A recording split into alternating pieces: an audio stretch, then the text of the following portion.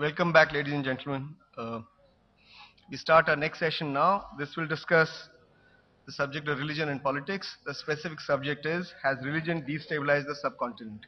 I have with me a very distinguished panel. Let me begin with Dr. Subramanian Swamy. He is president of the Janata Party and has for long held a reputation of being a maverick politician, economist, and public affairs person at large. He has been member of parliament several times, both in the Lok Sabha and the upper house Rajya Sabha. In 1990-91, he was Minister for Commerce, Law and Justice. Born in 1939, Dr. Swamy completed his master's degree at the Indian Statistical Institute, Calcutta. In 1964, he earned a PhD in economics at Harvard University. There he worked with Nobel laureate Simon Kuznets and jointly authored papers with another Nobel laureate, Paul Samuelson.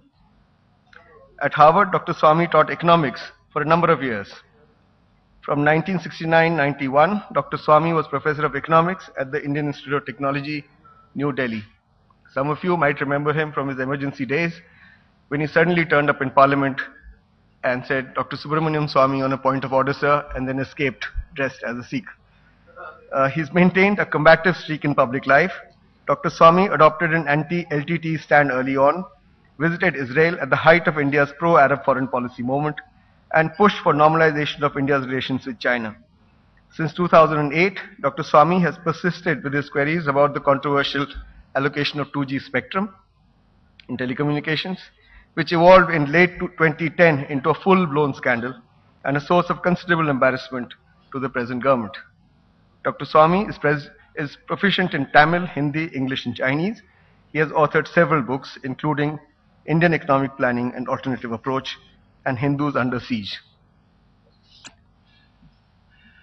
Thank you, Mr. Chairman. I've been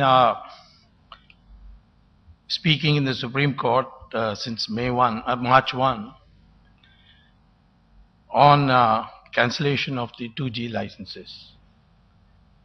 And two of the sponsors of this conference are likely to lose their license.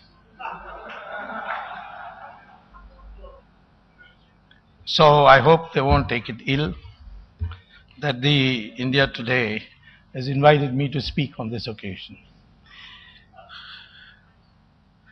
The short answer to this question that has been posed is yes, religion has destabilized the subcontinent. But the longer answer raises three questions. How is it done so? Why is it done so? And what now? Now in 10 minutes, I will have to summarize this. Naturally, it will be I hope not to sound too cryptic. On the question of how, I would identify partition, which was religious based, religious cleansing, which has followed since then, not only in India and Pakistan, but also within this country, say, for example, in Kashmir. And finally, the rise of theological jurisprudence, which in my opinion is the most destabilizing, potentially the most destabilizing factor. Partition destabilized the subcontinent by dividing what was once upon a time known as Akhand Hindustan, which existed thousands of years before the two religions which came subsequently, Islam and Christianity, and then through a militant, forcible conversion, created schisms in this society. Before Islam and Christianity came to India, Hindustan had never seen religious intolerance and divisions. Parsis had come, Jews had come, Syrian Christians had come, even Arab Mopla Muslims, as they were called, came to Kerala. This subcontinent, which was then Akhand Hindustan, never knew of a case of books of other religions being burnt or inquisitions being held. That was the tradition.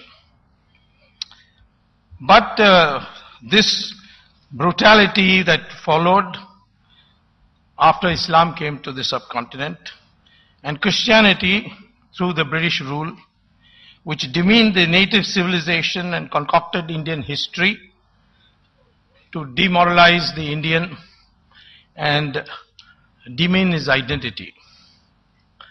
Partition thus became inevitable, and from then it followed religious cleansing.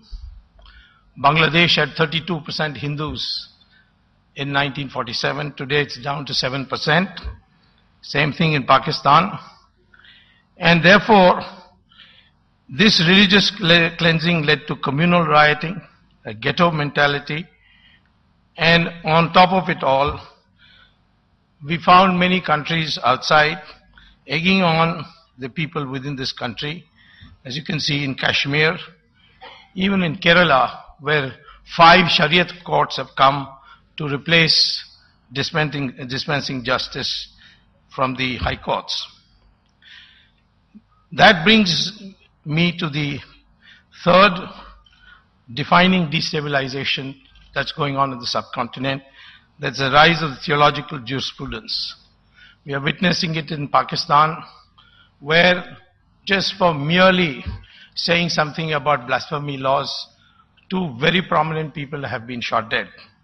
And their assassins have been celebrated publicly in society. Question is why? Why is the subcontinent suffering as this? I would say that's probably because Islam and Christianity is a proselytizing religion, and in fact, theologically defends violence against non-believers. And therefore there can never be peace and stability in the subcontinent unless 2 fundamental changes take place. First is that the Christians and Muslims in India should accept that their ancestors are Hindus and they not come from somewhere else. Recent research on DNA conducted in India and abroad establishes that the Indians have, right from north to south, the same DNA. Obviously, color of the skin is not a factor in race because that's got to do with pigmentation. And this was vividly proved by Michael Jackson when he took out the pigmentation and his color changed to that of a European. So the first thing is that the Muslims and Christians of India and the subcontinent should accept that their ancestors are Hindus and that there is a continuing civilization which can be called composite, but certainly it's a long history and that should be accepted. And second thing, which is more difficult theologically, that all religions have their own paths to God and they are equally to be respected. Both Islam and Christianity would find that very hard to accept.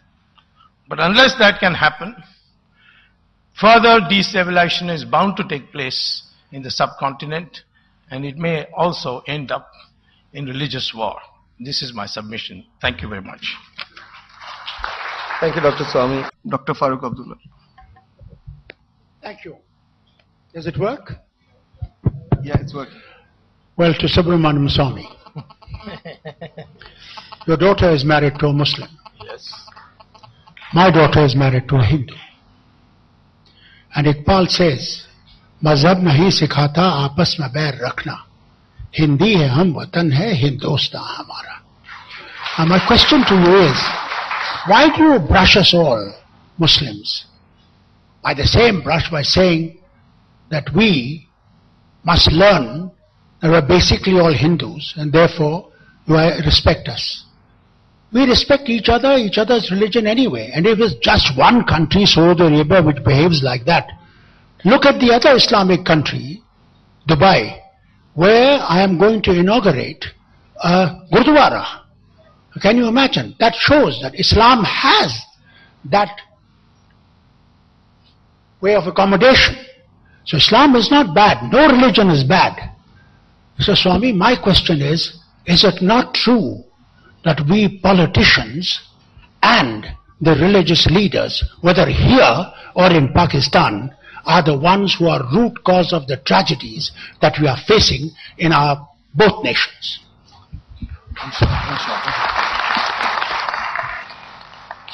Well, your question calls for a long answer, but I'll give a short answer. Politicians cannot create anything. Unless the ground reality is there, politicians cannot do anything. So, You may say what you like, this is my view. I would say this, that it's very easy to speak goody things about Hindus and Muslims. I have nothing against them. After all, as I say, they are part of my family. So there's no question. But I do see that 500,000 Hindus have been driven out of Kashmir. I do see that a professor in Kerala had his hands chopped off because he had asked in an exam question something which the clerics didn't like. Well, certainly. Please keep quiet. Certainly. I am not going to defend any action which is taking place, where the Muslims, Hindus are engaged in any violent activity. But theologically, Hinduism doesn't preach these things. Islam, I'm only saying to the Muslim intellectuals, please declare that all religions are equal. Or all religions lead to God if you don't want to say the equal.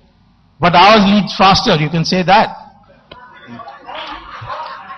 So it's happening everywhere. The problem arises because there is this concept of Darul Islam, Darul Harab and Al-Taqiyya. And that psychology permeates wherever Muslims in India, in any pocket, are in majority.